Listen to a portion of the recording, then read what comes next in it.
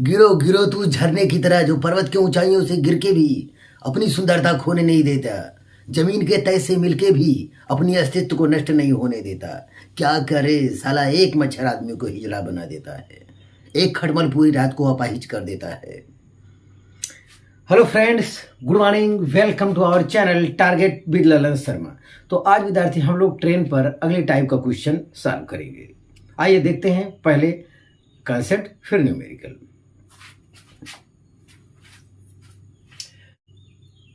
तो आज का न्यूमेरिकल विद्यार्थी ये है कि कोई एक ट्रेन है, उसमें कोई आदमी बैठा है, एक दूसरा ट्रेन है, कोई दूसरा ट्रेन है और दोनों एक ही दिशा में जा रहे हैं। तो इस आदमी को इस सेकंड ट्रेन द्वारा पार करने में लगा समय। यस, तो ये दोनों ट्रेन अगर चल रहे हैं विद्यार्थी, एक ही दिशा में दोनों एक ट्रेन चल रहे हैं, तो ट्रेन में बैठा ये आदमी भी चल रहा होगा। तो जो इस ट्रेन की मतलब पहले वाले ट्रेन की जो स्पीड होगी वही इस आदमी की भी स्पीड होगी। तो इस आदमी की स्पीड और सेकेंड ट्रेन की स्पीड यहां पे हम लेंगे क्या, रिलेटिव वेलोसिटी। रिलेटिव वेलोसिटी के लिए, रिलेटिव वेलोसिटी या सापेक्ष वेग, सापेक्ष वेग के लिए अगर दोनों एक ही दिशा में है विद्यार्थी, तो जो ज्यादा वेलोसिटी वाला है उसमें से कम वेलोसिटी वाला क्या कर लेंगे, सब्ट्रैक्ट कर लेंगे, घटा लेंगे। तो जैसे इसका v1 है, इसका v2 ज्यादा है तो क्या कर लेंगे, v2 माइनस v1, ये हो जाएगा सापेक्ष वेग। और पहले वाली ट्रेन में जो आदमी बैठा, उस आदमी को सेकेंड ट्रेन द्वारा पार करने में लगा समय, और समय बराबर होगा सेकेंड ट्रेन की लंबाई, सेकेंड ट्रेन की लंबाई अपॉन रिलेटिव वेलोसिटी, सापेक्ष वेग। अरे समय बराबर दूरी बटे चाल होता है, जो होता है भगवान कसम वही होगा। या आपसे पूछा जाएगा सेकेंड ट्रेन की लंबाई बताइए, सेकेंड ट्रेन की लंबाई बताइए, तो ऐसे केस में सापेक्ष वेग, सापेक्ष वेग गुणे टाइम, यही चीज है, यही आपसे इसमें पूछा जाएगा, बस अब कुछ है नहीं। ध्यान दे विद्यार्थी, ये सवाल अगर दोनों ट्रेन एक ही दिशा में जा रहे हैं तो जाहिर है कि ये आदमी का वेग भी इसी ट्रेन के वेग के ही बराबर होगा। तो ऐसे केस में जब सापेक्ष वेग लेंगे तो ज्यादा वाले में से कम वाला घटाएंगे, एक तो हमारा ये हो गया।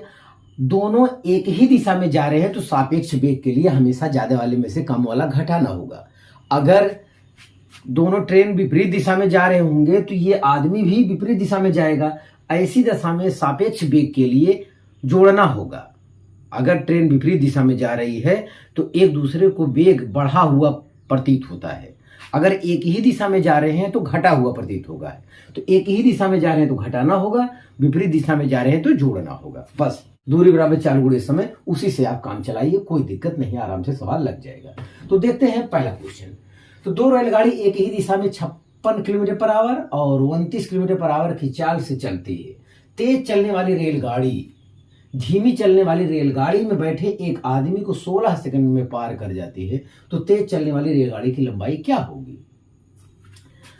तो ये धीमा चल रहा है और ये तेज चल रहा है, तो सापेक्ष वेग ज्ञात कर लिए। सापेक्ष वेग या v रिलेटिव ऐसे सिंबल में लिख दिया जाता है, तो ज्यादा वाले में से कम वाला घटा लीजिए। ये तो 56 माइनस 29, 56 माइनस 29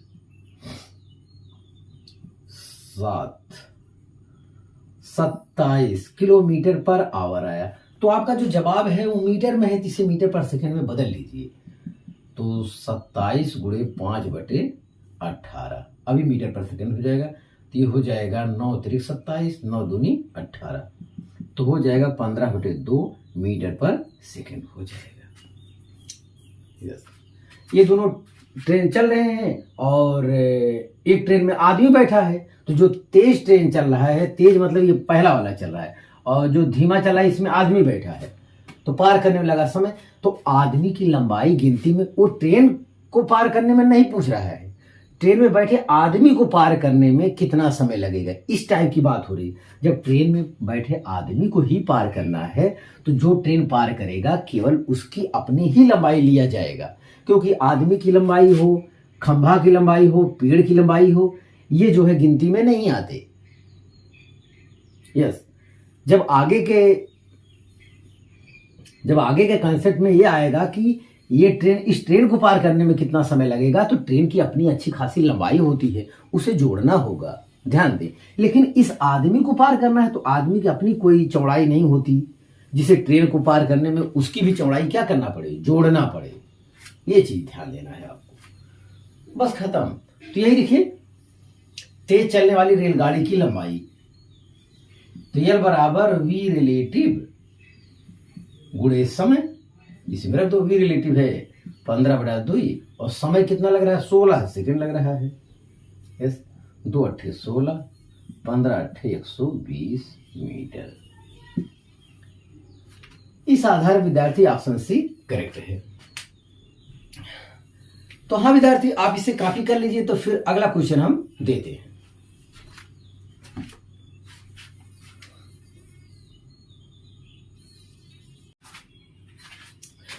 हाँ विद्यार्थी, अगला क्वेश्चन देखा जाए। दो रेलगाड़ियां समांतर लाइन में एक ही दिशा की ओर क्रमशः 50 किलोमीटर पर आवर और 30 किलोमीटर पर आवर की रफ्तार से चल रही हैं। तीव्र गाड़ी मंद गाड़ी के एक आदमी को 18 सेकंड में पार करती है। तेज गाड़ी की लंबाई है। तो विद्यार्थी सेम सवाल है, एक ही टाइप के सभी सवाल दिए गए हैं बुक में। तो जब एक ही दिशा में चलेंगे तो हमेशा सापेक्ष वेग के लिए ज्यादा वाले में से कम वाला आपको घटाना होगा। 50 - 30 बराबर 20। ये किलोमीटर पर आवर आया। यस, और इसे मीटर पर सेकंड बदलने के लिए 5/18 से गुणा करना होगा। तो 2 दहा में 20, 2 9 18, तो 5 दहा में 50/9 मीटर पर सेकंड में ये चीज आ गया। तेज गाड़ी की लंबाई, जिस गाड़ी की लंबाई पूछेगा वो लिख देना। तेज गाड़ी की लंबाई बराबर है V रिलेटिव सापेक्ष वेग गुणे टाइम।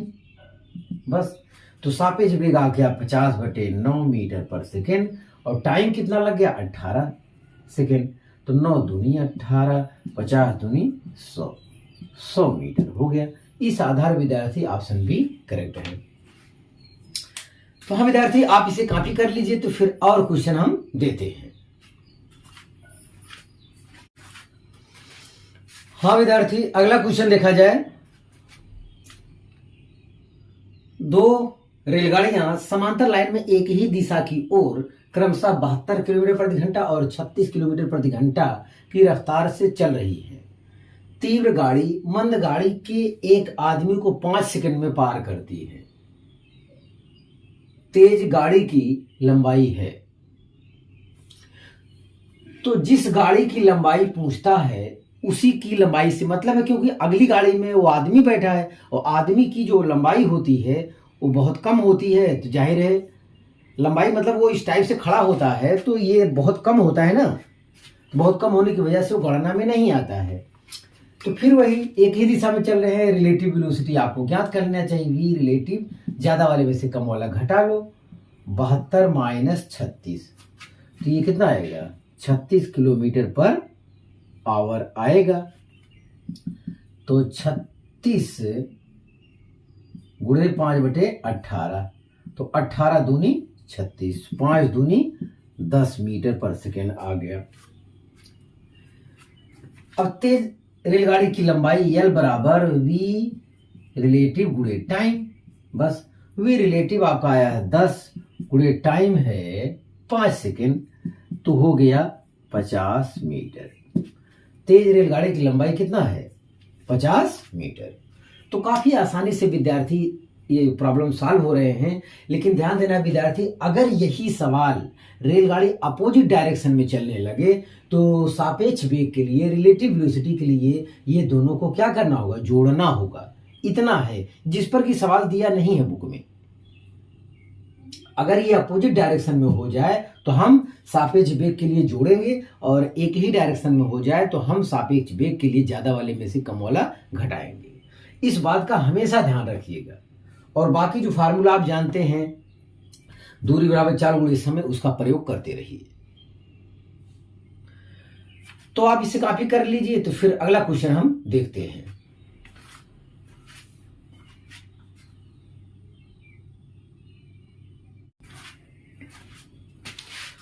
हाँ विद्यार्थी, अगला क्वेश्चन देखा जाए। दो रेलगाड़ी एक ही दिशा में क्रमशः 90 किलोमीटर पर आवर तथा 70 किलोमीटर पर आवर की गति से जा रही है। यदि तेज रेलगाड़ी धीमी रेलगाड़ी में बैठे एक व्यक्ति को 36 सेकंड में पार कर जाती है तो तेज रेलगाड़ी की लंबाई ज्ञात कीजिए। विद्यार्थी, फिर वही बात है कि दोनों रेलगाड़ी एक ही दिशा में जा रहे हैं, तो सापेक्ष वेग के लिए हमें ज्यादा वाले में से कम वाले को घटाना होगा। तो v रिलेटिव इक्वल टू हो जाएगा 90 माइनस 70 इक्वल टू 20। ये किलोमीटर पर आवर हो गया। मीटर पर सेकेंड में बदलते हैं तो 20 गुणे 5/18 आपको करना होगा। 2 दहावे 20, 2 नवा 18। तो ऐसे केस में आ रहा है ये 50/9 मीटर पर सेकेंड आ गया। तेज रेलगाड़ी की लंबाई बराबर सापेक्ष वेग गुणे समय। तो सापेक्ष वेग है 50/9 और गुणे टोटल, मतलब धीमी गाड़ी में जो आदमी बैठा है उसको पार करने में, तो जब उसको पार करेगा तो केवल तेज गाड़ी की लंबाई ही लिया जाएगा। विद्यार्थी ध्यान दें, तो वो 36 सेकंड दिया है, तो 9 चौक 36, आ गया 200 मीटर। तो इस आधार विद्यार्थी ऑप्शन सी करेक्ट है। तो विद्यार्थी आप इस क्वेश्चन को कॉपी करिए। तो फिर एक और क्वेश्चन हम देखते हैं।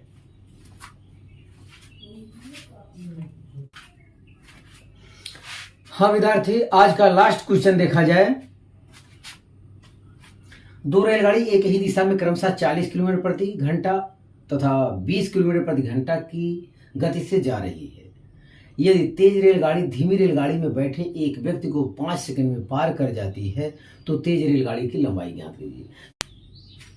तो विद्यार्थी, जितने सवाल इसमें दिए हैं सब एक ही दिशा में जाने वाला सवाल है।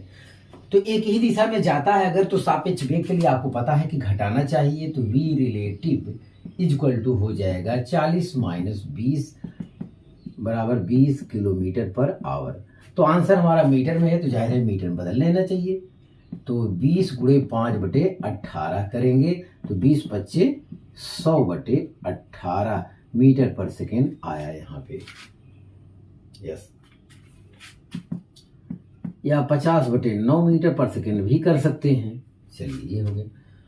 अब तेज रेलगाड़ी की लंबाई बराबर सापेक्ष वेग गुणे टाइम।